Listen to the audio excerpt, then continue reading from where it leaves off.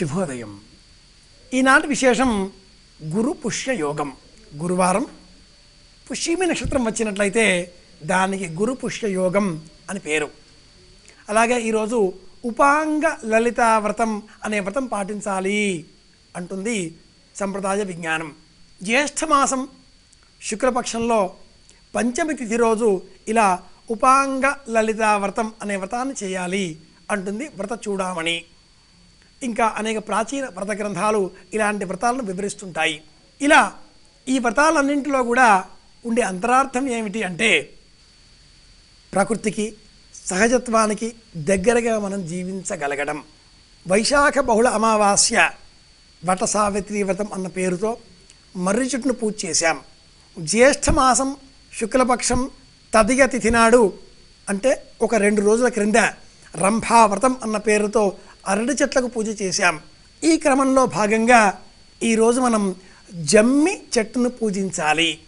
ఈ కొనసాగింపు ఆషాఢ బహుళ తదియ వరకు కొనసాగుతుంది. ప్రత్యేకించి మృగశిర కార్తె ప్రవేశం అయిన పిమ్మట వరుసగా వర్షాలు పడుతూ ఉంటాయి. ప్రకృతి నవ చైతన్యంతో తొణికిసలాడుతుంది. బీజాంకురములకు ఇప్పుడు చెప్పబడినటువంటి కాలం, అంకురారోపణం జరిగేటటువంటి కాలం కనుక చెట్లను నాటే నిమిత్తమై సంప్రదాయం ఇలాంటి వ్రతాలను తెలియజేసింది. లలితాదేవిని ఆరాధించేటటువంటి వారు జమ్మి చెట్టును కూడా పూజిస్తారు. ఇది అగ్ని వృక్షం.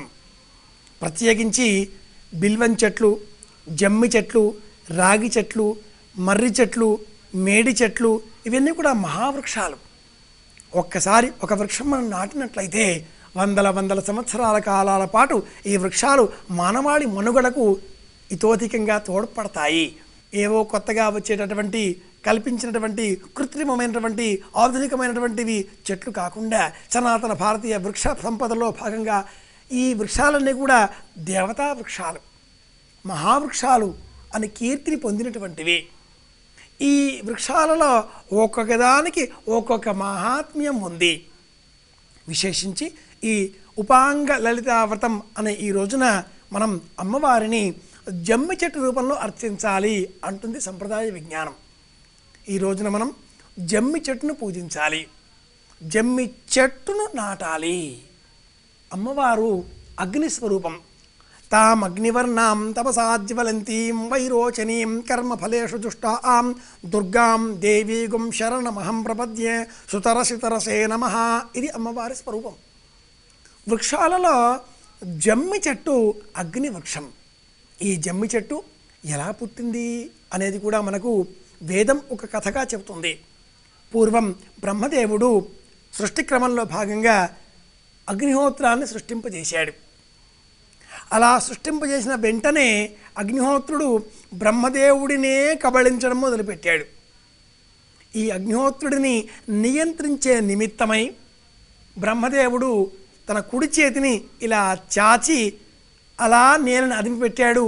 ఆ పిమ్మట ఆ చేతిలోంచి ఉద్భవించిందే జమ్మి చెట్టు అని వేదం చెబుతుంది.